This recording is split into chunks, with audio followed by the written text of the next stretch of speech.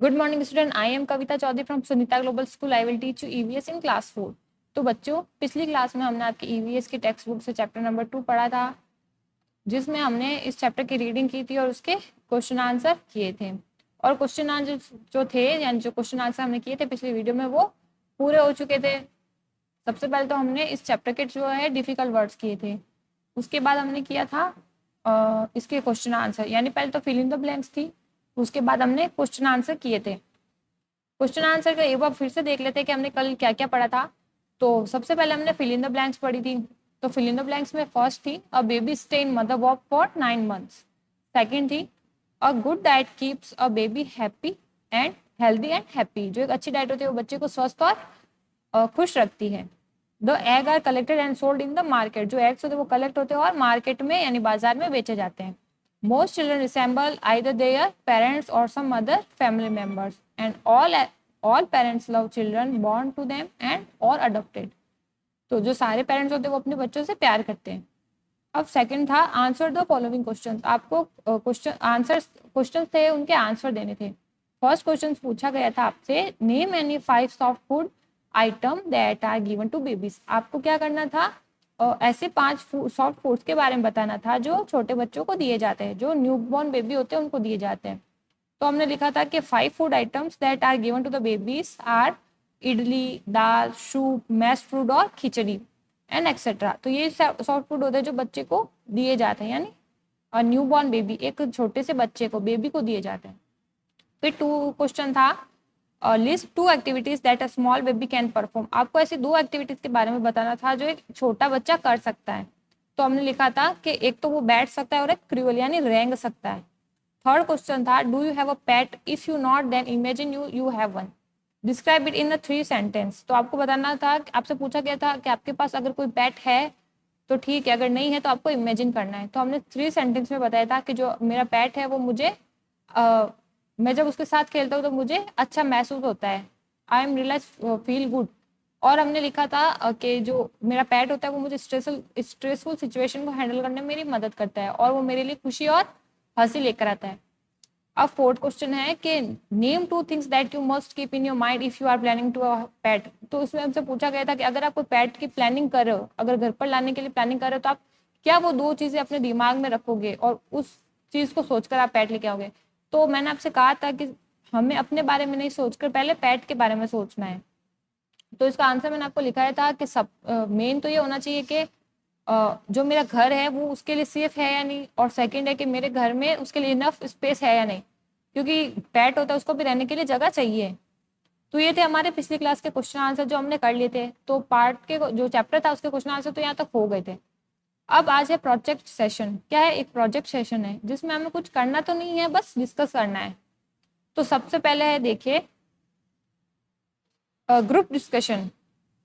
उससे पहले कुछ बडिंग वैल्यूज दे रखी है, ब्रिंगिंग लाइफस्टाइल चेंजेस और सिंपथी। सिंपथी का मतलब तो सहानुभूति होता है, और ब्रिंगिंग लाइफस्टाइल चेंजेस यानी जो लाइफस्टाइल चेंज हो जाती है, जो हमारी जीवन शैली चेंज हो जाती है, उसे हम लाइफस्टाइल चेंज बोलते हैं। अब फर्स्ट है ग्रुप डिस्कशन। क्या ग्रुप डिस्कशन है, देखते हैं। Read the story where did I come from. तो आपको ये यहाँ पे छोटी सी स्टोरी दे रखी है, उसको रीड करना है, जिसका नाम है where did I come from, यानी मैं कहाँ से आया हूँ। तो पढ़ते हैं। One once a little boy asked his parents where did I come from. तो एक बार क्या होता है, एक छोटा बच्चा होता है, वो अपने मम्मी पापा से पूछता है कि where did I come from, कि मैं कहाँ से आया हूँ। His parents told him about babies and how they are born. तो उसके जो मम्मी पापा होते हैं वो क्या बताते हैं, बेबीज के बारे में बताते हैं, और वो बच्चे कैसे पैदा होते हैं उसके बारे में बताते हैं। They also told him about different animals and there babies. और साथ ही साथ उन्होंने उस बच्चे को अलग अलग तरह के एनिमल्स के बारे में और क्या बताया, और उनके बच्चों के बारे में बताया। व्हेन दे हैड फिनिश्ड, जब उनकी जो बात है वो खत्म हो गई, द फादर आस्क्ड द सन। तो फादर ने अपने बेटे से पूछा, does the answer your question, कि यही तुम्हारे आंसर का तुम्हारे क्वेश्चन का आंसर था क्या, कि जो हमने बताया यही तुम्हारे क्वेश्चन का आंसर था क्या। तो वो लड़का बोला, the boy looked confused and said. तो जो बॉय था ना, वो कंफ्यूजिंग लग रहा था, यानी कंफ्यूज्ड होके बोला, पापा my friend told me that he came from Shimla. तो उसने बोला कि पापा, मेरा दोस्त बोल रहा था कि मैं शिमला से आया हूँ। I don't remember where we came from, तो कि मुझे याद नहीं है कि हम कहाँ से आए हैं। एवरीवन लाफ, यानी सब लोग फिर उसकी बात सुनकर हंसने लगे। तो ये थी कहानी कि where did I come from, हम कहाँ से आए हैं। तो अब इससे कुछ स्टोरी से रिलेटेड कुछ क्वेश्चंस है, उसके बारे में डिस्कस करते हैं। Discuss with your friends the following questions and find out the answer with the help of your parents and teacher. तो यहाँ पे कुछ क्वेश्चंस दे रखे, आपको अपने फ्रेंड्स के साथ डिस्कस करना है और फाइंड आउट द आंसर, और आंसर को कैसे निकालना है, अपने पेरेंट्स और टीचर की हेल्प से। फर्स्ट क्वेश्चन दिया गया है, do you ask your parents question like this, क्या आपने भी अपने मम्मी पापा से कभी इस तरह के क्वेश्चंस पूछे हैं कि हम कहाँ से आए हैं। सेकंड है, do they explain them to you, क्या उन्होंने आपको इस बारे में समझाया है या बताया है कुछ।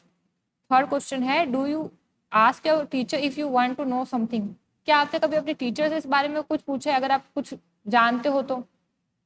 और फोर्थ क्वेश्चन पूछा गया है, is there some other member of your family who clears your doubts and answer your question. तो आपके कोई फैमिली में कोई ऐसा मेंबर है जिसने आपके इस डाउट को जो है क्लियर किया होगा या फिर इस क्वेश्चन का जो है आंसर दिया होगा, आपकी जो पूछताछ चल रही थी उसका आंसर दिया होगा।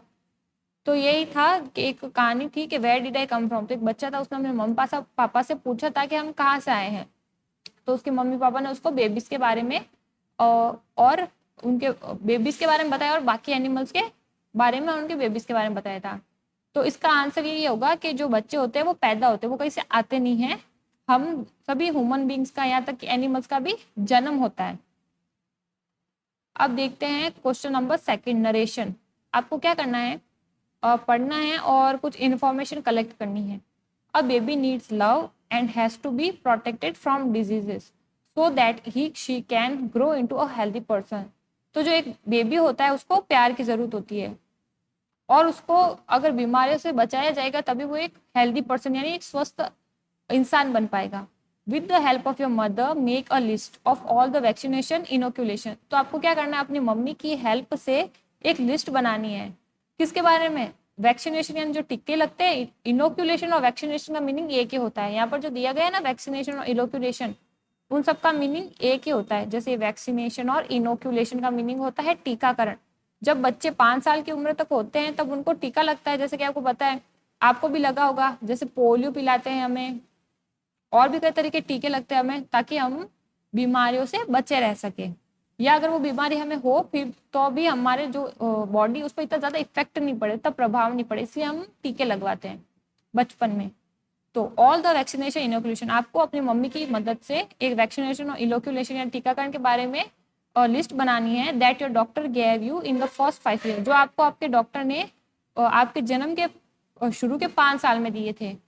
Share the information with your friend, और ये इन्फॉर्मेशन आपको पहले तो अपने मम्मी की मदद से कलेक्ट करनी है और फिर किसके साथ शेयर करनी है, अपने फ्रेंड्स के साथ शेयर करनी है।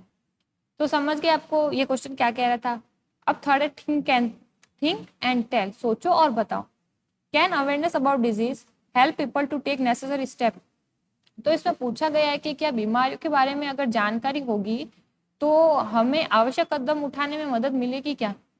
कोई भी बीमारी हो उसके प्रति हम अगर सचेत हैं कि कैसे उस बीमारी से छुटकारा पाया जाता है तो वो हमें लगभग मदद करती है आवश्यक कदम उठाने में। जैसे अगर वो बीमारी हो जाए तो हम क्या कर सकते हैं, उसकी जानकारी होना भी बहुत जरूरी है।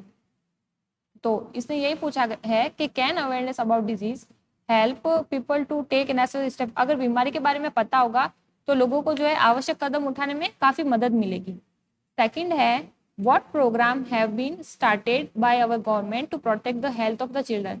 तो इसमें पूछा गया कि जो हमारी देश की जो गवर्नमेंट है उनके द्वारा क्या क्या प्रोग्राम चलाए गए हैं, क्या क्या योजनाएं चलाई गई है जिससे बच्चे की हेल्थ को प्रोटेक्ट किया जा सकता है।